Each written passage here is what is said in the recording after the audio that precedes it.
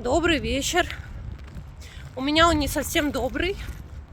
Я вам сейчас добавлю кадр. На Джокере я обнаружила укус на лапе. Укус нетипичный. Нора говорит, он не похож вообще на укус кота. Может быть, это лапой. В общем, что еще? Это еще не все. Утром, когда он вернулся с прогулки, у меня коты гуляют во дворе, дальше двора они не уходят, но зачастую во дворе, во двор к нам приходят другие коты. Ну, естественно, мои держат оборону своей территории, никого не пускают на эту территорию, активно дерутся за свою территорию. Джокер кот боевой, он с детства, я так понимаю, был на улице. Может быть, не с детства, может быть, уже его выбросили в военное время, он попал на улицу. Но, тем не менее, смысл тот, что он дерется активно. Очень любит гулять, удержать его дома невозможно. В общем, когда он утром вернулся домой, я его гладила и заметила, что у него на спине какие-то засмоктыши. Казалось, что это слюна. Именно очень много слюны. В общем, Джокер весь в засмоктышах, в чужой слюне, засохшая на нем слюна.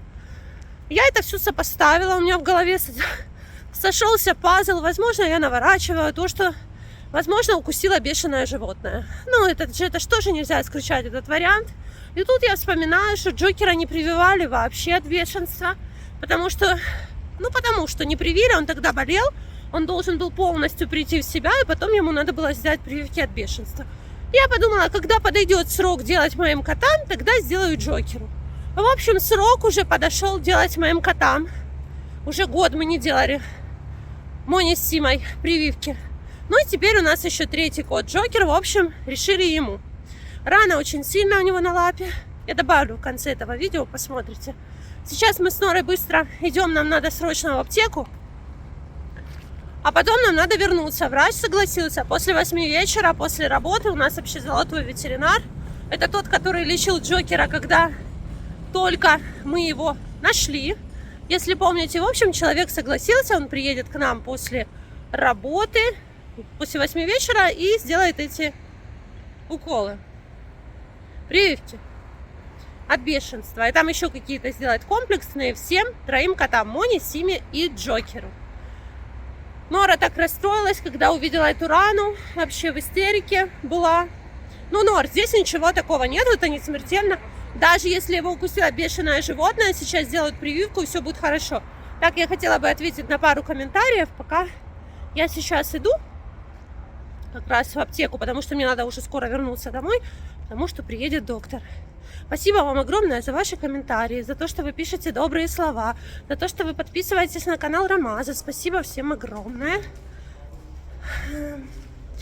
Еще хотела бы ответить на пару вопросов. Там у меня спрашивали...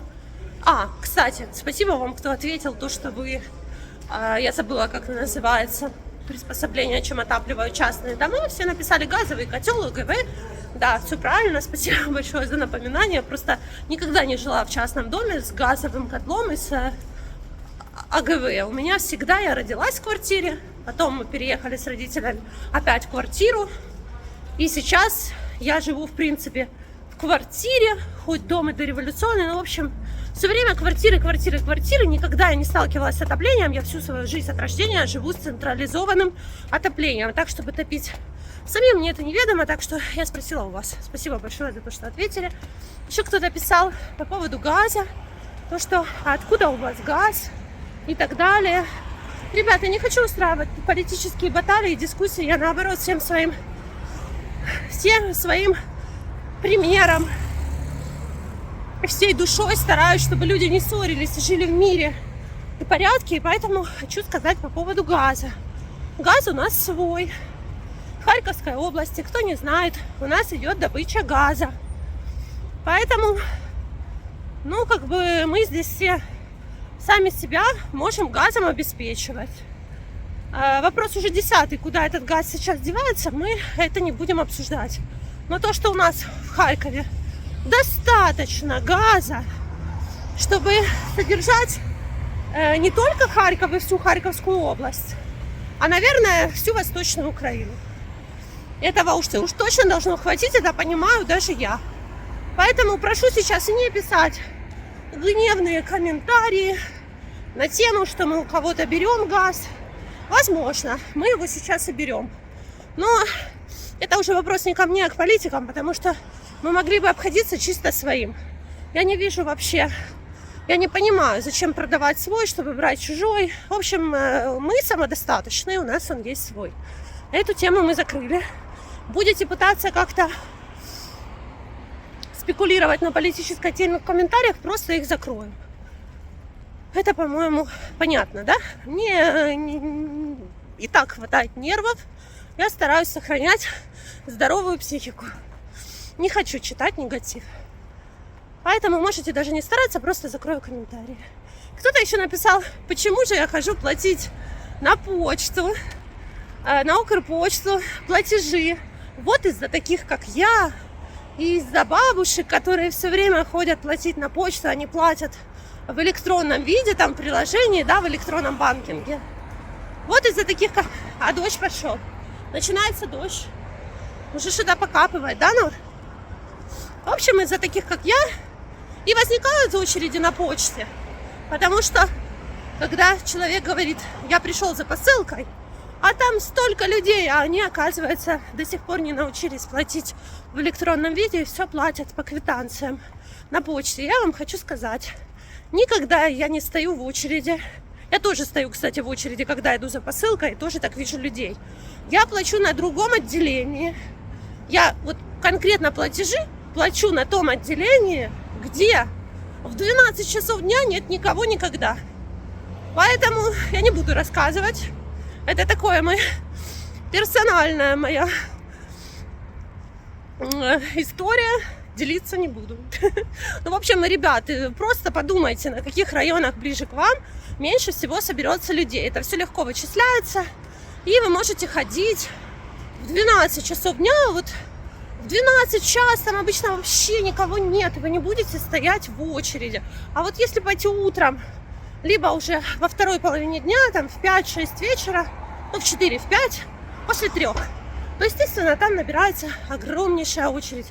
Так, все, друзья, я побежала, я немного, конечно, расстроена происходящим, но это не беда. Это все решаемо завтра утром. Я вам сообщу, как Джокер, я сниму видео, как доктор делал прививки, как приехал, сколько это будет стоить, все это вам сниму и ставлю уже в завтрашнее утреннее видео. Подписывайтесь на канал, не забывайте поставить лайк, нажмите колокольчик, вам будет приходить оповещение о новых видео. Ну а сейчас добавлю историю вам с Джокером. Всем хорошего, доброго, тихого вечера, а главное мирного. Сладких снов, кто будет уже смотреть это видео перед сном. Так, у нас здесь произошло такое событие. Джокера страшно кто-то покусал за лапу. И у него на спине, вся спина сегодня была в слюне страшной. А Ромас сейчас звонит в ветеринарную клинику, чтобы доктор приехал и привил от бешенства.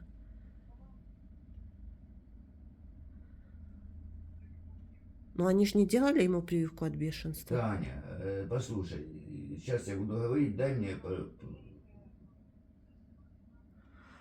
Короче, Рома сейчас ждет, пока ответит доктор, кстати, у которого мы лечили тогда Джокера. Ну, по-моему... Алло, здравствуйте.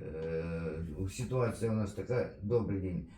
Мы когда-то привозили к вам, я вернее забирала, жена привозила к вам котика, его сбила машина, с ним все хорошо, короче, он остался у нас жить, все нормально, все хорошо, но сегодня он с кем-то там подрался, не знаю, ну с котами, тут у него есть... А может не такой. с котами. Вот, в общем, покусали его. И вот Таня, там, жена моя, да, переживает просто, хотя он нормально себя ведет, все спокойно, все хорошо, я вам сразу хочу сказать, чтобы вы не переживали на эту тему.